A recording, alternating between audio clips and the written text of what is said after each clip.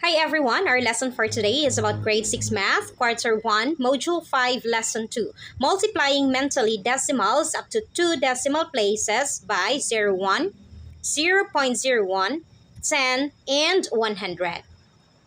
Meron tayong statement dito, Jimmy is a grade 6 pupil of Mabuhay Elementary School.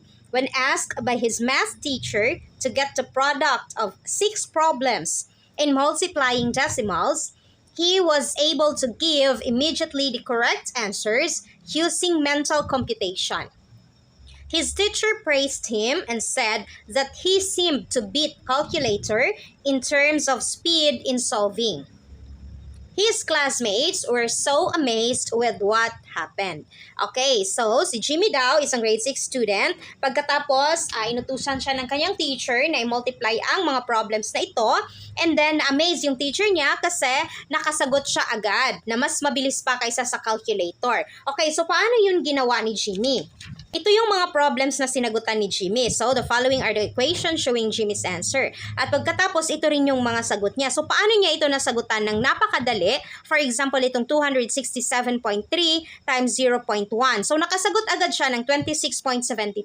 Paano niya nasagutan ang mga questions na ito ng napakadali lamang na mas madali pa kaysa sa calculator? So, paano siya nag-multiply mentally? Meron tayong rules kung paano tayo mag-multiply mentally ng decimal by 10 or 100 or tinatawag nating powers of 10. First, count the number of zeros in the factor 10 and 100. So, i-count mo yung number ng zero sa factor na 10 at 100. For example, si 10, ilang zero meron si 10? Isa. Si 100, ilang zero meron si 100? Isa, dalawa. So, dalawa ang 0 ni 100. Yun ang step 1 natin. And then, pagkatapos sa step 2, move the decimal point of the other factor to the right based on the number of zeros counted in the factor 10 and 100.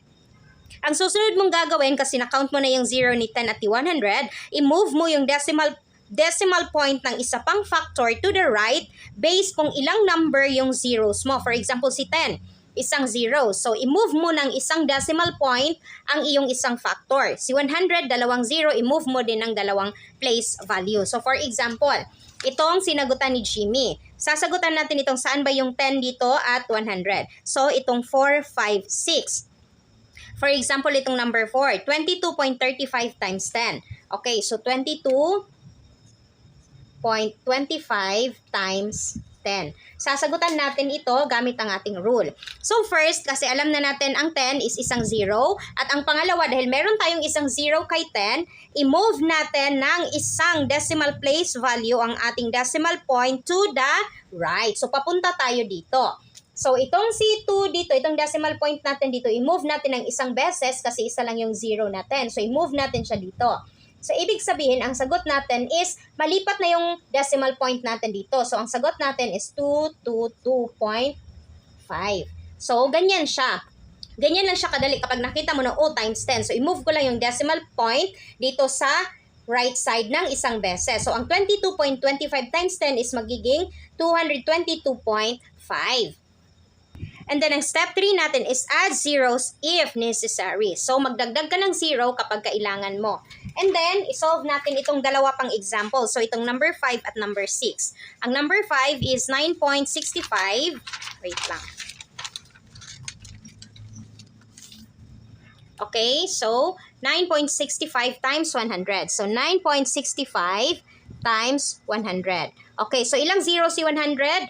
1, 2. Dalawa. So, ibig sabihin, dalawang decimal place value ang i-move natin to the right. So, isa, dalawa. So, nandito na yung decimal point. So, ibig sabihin, 9.65 times 100 is equal to 965. Ayan. And then, another example, 0.018 times 100 equals dalawang 0, 1, 2. Mag-move tayo ng dalawang decimal place value to the right. So, 1, 2. So, nandito na yung decimal point natin. So, ang sagot natin sa 0.018 times 100 is equal to 1.8. Ayan. So, ganyan lang kadali. Kahit na hindi mo siya isolve, mentally mo lang siya isolve, alam mo na kung saan mo ilalagay ang decimal point. Paano naman tayo mag-multiply mentally ng decimal by 0.1 and 0.01? So, meron tayong rules dito.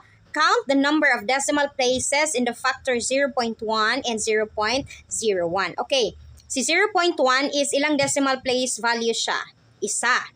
Kasi 1, ayan. And then si 0.01, ilang decimal place value? Dalawa. Kasi 1, 2. Okay? So, nag-start tayo sa right, papunta sa left ang pagbilang natin. Kasi decimal ito ng mga number, hindi siya whole number. So, 1, 2, and 1. Ayan. So, ang step 2, move the decimal point of the other factor to the left based on the number of zeros counted in the factors 0.1 and 0.01.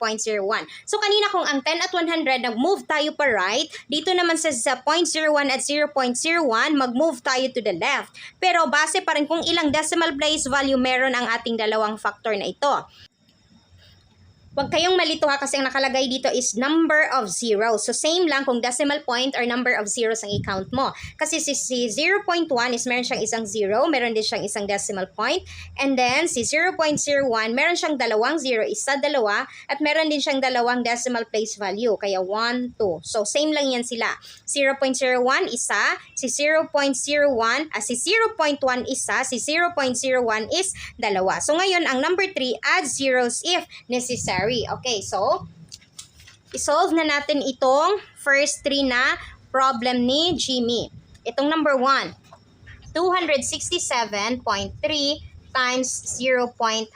So, paano natin siya masasagutan ng napakadali lamang? Okay, based sa ating rule is, syempre, i-count natin kung ilang zeros si 0.1, so isa lang ang meron siya.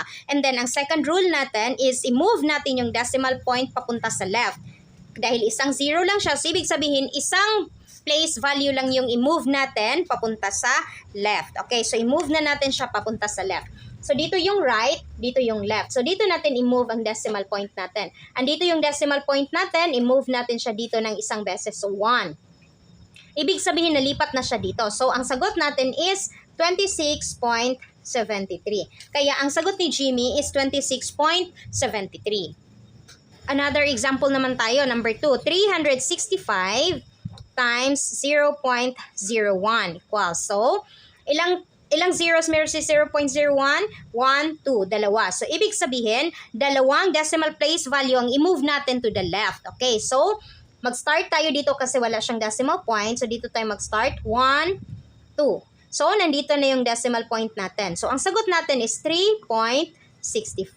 Ayan. And then another example, 721.3 times 0.01. Again, isa, dalawang zero. So, dalawang move to the left ang gagawin natin. Andito ang ating decimal point. So, 1, 2.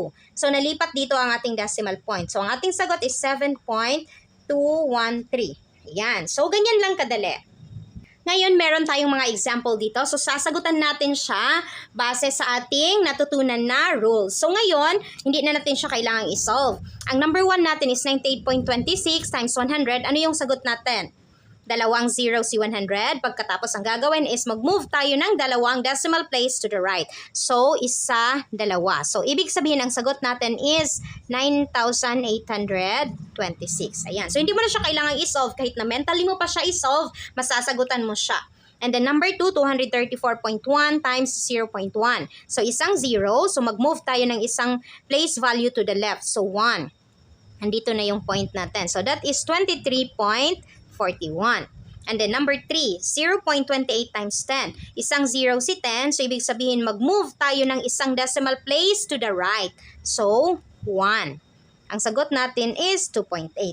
56.3 times 0.01, ilang 0? 1, 2. So, mag-move tayo ng dalawang place value to the left. Okay, so 1, 2. Ayan. So, ang sagot natin is 0.563. Ayan, so ito na yung sagot natin. O diba, ganyan lang kadali mag-multiply mentally ng decimals up to 2 decimal places by 0.1, 0.01, 10, and 100. Kung gagawin natin siya sa regular multiplication, for example, itong 98.26 times 100. So, kung i-multiply natin siya, masyado tayong matatagalan. So, 0 times 6 equals 0, 0 times 6 equals 0, 1 times 6 equals 6, 1 times 2 equals 2, 1 times 8 equals 8, 1 times 9 equals 9. At i-count natin ang decimal point. So, 1, 2. So mag-count din tayo, 1, 2. So ang sagot natin is 9,826. So matatagalan tayo kesa kung alam natin yung shortcut kung paano tayo mag-multiply ng ganitong mga factor. That's all for today's video guys. Sana may natutunan kayo sa ating lesson for today. See you in our next lesson. Bye!